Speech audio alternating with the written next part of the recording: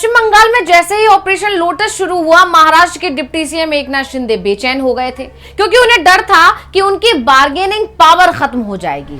उस bargaining power के सहारे वो देवेंद्र फडणवीस को भी किनारे लगाकर सीधा मोदी और अमित शाह से मुलाकात कर लेते थे। लेकिन जैसे ही पश्चिम बंगाल में ऑपरेशन लोटस की शुरुआत हुई, उन्हें लगने लगा कि अब ये सिलसिला आगे नहीं चल पाएगा, इसलिए शिंदे अपना संख्या बल बढ़ाने के काम पर लग गए। और अभी तक जो खबर आ रही है वो ये कि उन्हें सफलता भी मिल गई है, यानी ऑपरेशन टाइगर महाराष्ट्र में सफल हो गया। लेकिन जब भी कोई टूट होती है, सबसे बड़ा सवाल ये उठता है कि आखिर सांसदों या विधायकों ने अपनी मूल पार्टी के साथ बगावत क्यों की, आखिर क्यों धोखा दिया, या कड़े शब्दों में कहें तो पीठ में छुरा क्यों घोंपा, किसके लिए गद्दारी की। और यही सवाल अब महाराष्ट्र में फिर से उठ रहा है। 2022 में भी यही सवाल उठा था और 2026 में भी वही सवाल उठ रहा है, जिसका जवाब मिल गया है। और वो वजह सामने आ गई है जिसके चलते उद्धव गुट के सांसदों ने उनके साथ एक बार फिर दगा किया है। तो इसी पर आज हम अपनी स्पेशल रिपोर्ट में करने जा रहे हैं बात, और आपको बताएंगे कि आखिर क्यों इन 6 सांसदों ने उद्धव ठाकरे की पीठ में छुरा घोंप दिया है। नमस्कार,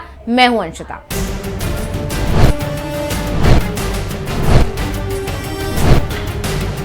सबसे पहले हम इस बगावत की असली वजह क्या है ये जानेंगे। आनंद दुबे को सुनते हैं, जिन्होंने बागी सांसदों की धज्जियां उड़ाई और करारा सवाल पूछा है। सुनिए।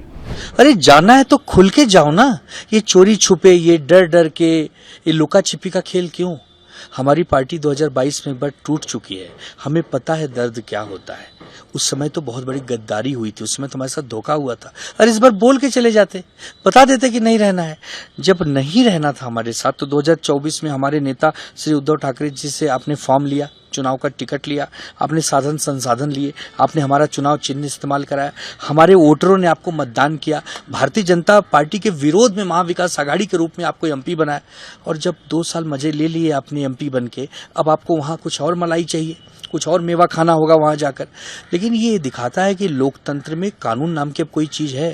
शिवसेना यूबीटी के नेता हैं आनंद दुबे। उन्होंने शिवसेना यूबीटी में अंदरूनी दरार पर अपना बयान दिया और कहा कि अब किताब पूरी खुल चुकी है। हमारे पास 9 सांसद थे, जिसमें से 3 आए और 6 नहीं आए। इसका मतलब है कि 6 लोगों ने अपना मन कहीं और जाने का बना लिया है। जाना है तो खुलकर बोलकर जाओ, बता देते कि नहीं रहना है। जब 2 साल मजे ले लिए और अब आपको और मलाई चाहिए, इसलिए वहां जा रहे हैं। जाना था तो खुलकर बताकर जाते, कारण बताते। ये कारण बताना कि कांग्रेस पार्टी में शिवसेना एक दिन विलय कर लेगी, तो ये कैसी बातें हो गई। आपको प्रामाणिक कारण बताना चाहिए। और अब आनंद दुबे ने जो सवाल पूछा है उसका जवाब मिल गया है। हालांकि उन बागी सांसदों की तरफ से जवाब नहीं दिया गया है, लेकिन पूरी जानकारी निकल कर आ गई है अंदरूनी सूत्रों के हवाले से कि आखिर ये क्या वजह रही जिसकी वजह से उद्धव ठाकरे का साथ छोड़कर शिंदे का हाथ थाम लिया इन बागी सांसदों ने। तो इसकी अब असली वजह आपको बता देते हैं। ऐसे दावे हमेशा से किए जाते हैं कि किसी भी पार्टी में तोड़फोड़ करने के लिए बीजेपी पहले गद्दारों को ढूंढती है, कमजोर कड़ी ढूंढती है, उनके लालच को भांपती है, फिर उन्हें टारगेट करती है। और यही काम एक बार फिर उद्धव की शिवसेना में किया गया। 9 सांसदों की कमजोर कड़ी को ढूंढा और शिंदे काम पर लग गए। और इन 9 सांसदों में से शिंदे को मिले 6 सांसद और आखिरकार शिंदे कामयाब हो गए। हालांकि शिवसेना यूबीटी प्रमुख उद्धव ठाकरे ने मातोश्री में पार्टी कार्यकर्ताओं के साथ एक बैठक की और अपने बागी सांसदों की बगावत के बावजूद एकजुट और मजबूत बने रहने का आग्रह किया। इसके साथ ही शिवसेना के नेता है संजय राउत, उन्होंने कहा कि पार्टी अब अपने सांसदों के दल बदल को बर्दाश्त नहीं करेगी और उसने कड़ा जवाब देने का फैसला दिया है। हालांकि उसकी अलग तैयारियां चल रही हैं। पार्टी लोकसभा स्पीकर के पास एक पत्र भी भेज चुकी है। इसके बाद यह मामला कानूनी दांवपेच में फंसता दिखाई दे रहा है। फिलहाल असली वजह आपको बता देते हैं कि आखिर क्यों इन सांसदों ने बगावत की। तो रिपोर्ट के अनुसार ये सभी 6 सांसद 17 जून को दिल्ली गए और बाद में जयपुर चले गए, जहां वो लीला होटल में रुके। शिंदे ने इन सांसदों से मुलाकात की और उन्हें पूरा समर्थन देने का भरोसा दिलाया, साथ ही उनकी मांगों को पूरा करने का वादा भी किया। यानी एक बात तो साफ हो गई कि इन सांसदों ने अपनी कुछ मांगे रखी और मांग के बदले में ये समर्थन दिया जा रहा है और अब शिंदे उन मांगों को पूरा करवाने में लग गए हैं। मिली जानकारी के मुताबिक शिवसेना यूबीटी के 4 सांसद हैं। नागेश पाटिल, संजय देशमुख, संजय जाधव और भाऊ साहेब बागचोरे को अपना रुख और फैसला सार्वजनिक करने में कोई दिक्कत नहीं थी। यानी ये तैयार थे, क्योंकि इनके जो मामले थे या इनकी जो मांगे थी वो आसानी से पूरी की जा रही थी और इसलिए इनको कोई आपत्ति नहीं थी और इसीलिए इनका नाम पहले सामने आ गया। इसके अलावा 2 सांसदों की बात पर पेच फंसा हुआ था और वो सांसद थे ओमराजे निंबालकर और दूसरे थे संजय दीना पाटिल। इन्होंने अपने फैसले रोके हुए थे क्योंकि वो अभी बातचीत के मुश्किल दौर से गुजर रहे थे। यानी उनकी जो शर्तें थी इस पर पेच फंस रहा था, इसलिए इनके नाम शुरुआत में उजागर नहीं किए गए, सामने नहीं लाए गए। तो अब आपको यह भी बता देते हैं कि आखिर इन दोनों सांसदों के साथ पेच कहां फंस रहा था शिंदे की बातचीत में। तो संजय दीना पाटिल की अगर बात करें तो इन्होंने 2029 के लोकसभा का टिकट मांग लिया है। यही नहीं, संजय दीना पाटिल ये चाहते हैं कि उन्हें 2029 के लोकसभा चुनाव का टिकट तो मिले ही, इसके अलावा उनकी बेटी को भी राज्य विधानसभा के ऊपरी सदन यानी विधान परिषद में जाने का मौका मिले। इसके अलावा दूसरे हैं निंबालकर, वो चाहते हैं कि उनके पिता के लिए न्याय मिले। मिली जानकारी मुताबिक ओमराजे निंबालकर सबसे पहले अपने पिता के लिए न्याय चाहते हैं। सीबीआई कोर्ट ने अंतिम आदेश सुनाने के लिए 19 जून की तारीख तय की थी और आदेश की तारीख शिवसेना के स्थापना दिवस से भी मेल खाती हुई दिखाई दी, इसलिए पार्टी में शामिल होने की घोषणा में उन्होंने देरी की। दरअसल मामला यह है कि ओमराजे निंबालकर के पिता पवनराजे निंबालकर हत्याकांड में मुंबई की विशेष सीबीआई अदालत अपना अंतिम फैसला 20 जून 2026 को सुनाएगी। करीब 20 वर्षों तक चले इस मामले में मुख्य आरोपी और पूर्व एनसीपी मंत्री पद्म सिंह पाटिल सहित 8 अन्य लोगों की किस्मत का फैसला होगा।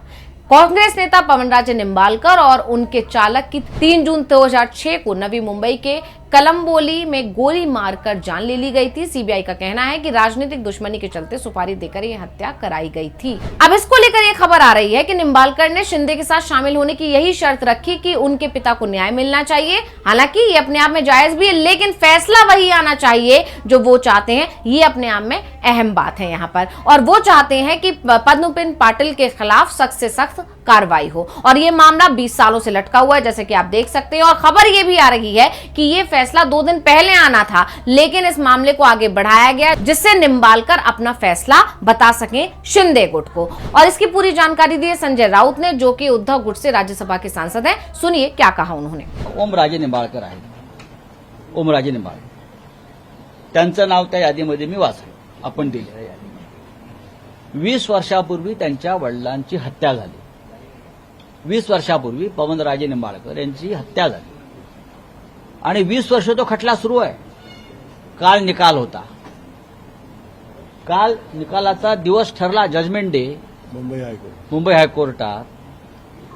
आता आमच्यापर्यंत अशी माहिती आली की पवनराजे निंबाळकरांवरती दबाव असा आहे, आपलं ओमराजेवरती, तुमच्या बाजूने निकाल हवा असेल तर आमच्या गटामध्ये सामील, हमें तुम्हाला हवा तसा निकाल दे। यानी संजय राउत ने साफ साफ कर दिया कि जो ये 6 बागी सांसद हैं, इन्होंने अपनी अपनी शर्तें, अपनी मांगे शिंदे के सामने रखी हैं और शिंदे ने पूरा आश्वासन दिया है कि उनकी मांगों को पूरा किया जाएगा, और इसी के बदले में इन्होंने उद्धव ठाकरे के साथ विश्वासघात किया है, उनकी पीठ में छुरा घोंपा है। यही नहीं, बागी सांसदों को संभावित खतरों की चिंता के बीच महाराष्ट्र गृह विभाग ने सभी 6 सांसदों को वायु श्रेणी की सुरक्षा भी दी है। स्थानीय अधिकारियों को भी जरूरत पड़ने पर सुरक्षा बढ़ाने का निर्देश तक दे दिया गया है, यानी उन्हें पूरा सुरक्षा के घेरे में रखा जा रहा है, ये साफ है। लेकिन शिवसेना यूबीटी प्रमुख उद्धव ठाकरे भी इस मामले पर चुप बैठते हुए दिखाई नहीं दे रहे हैं। उन्होंने मातोश्री में पार्टी कार्यकर्ताओं को एकजुट बने रहने का आग्रह किया। हालांकि पार्टी नेताओं को डर है कि 6 सांसदों के जाने से संगठन और कमजोर हो सकता है, लेकिन ठाकरे ने उनका हौसला बढ़ाते हुए साफ कह दिया है कि उन्हें आक्रामक बने रहना चाहिए और शिवसेना के अंदाज में जवाब देना चाहिए। खैर, उद्धव जो एक्शन लेंगे उस पर सभी की नजरें बनी हुई हैं। ओम बिरला उनके पक्ष में फैसला सुनाते हैं या नहीं सुनाते, इस पर भी सबकी नजरें बनी हुई हैं। लेकिन यह जरूर साफ हो गया कि आखिर बीजेपी गद्दारों को कैसे ढूंढती है। तो स्पेशल रिपोर्ट आपको कैसी लगी हमें कमेंट, मुझे दीजिए इजाजत। देखते रहिए डीवी लाइव। नमस्कार।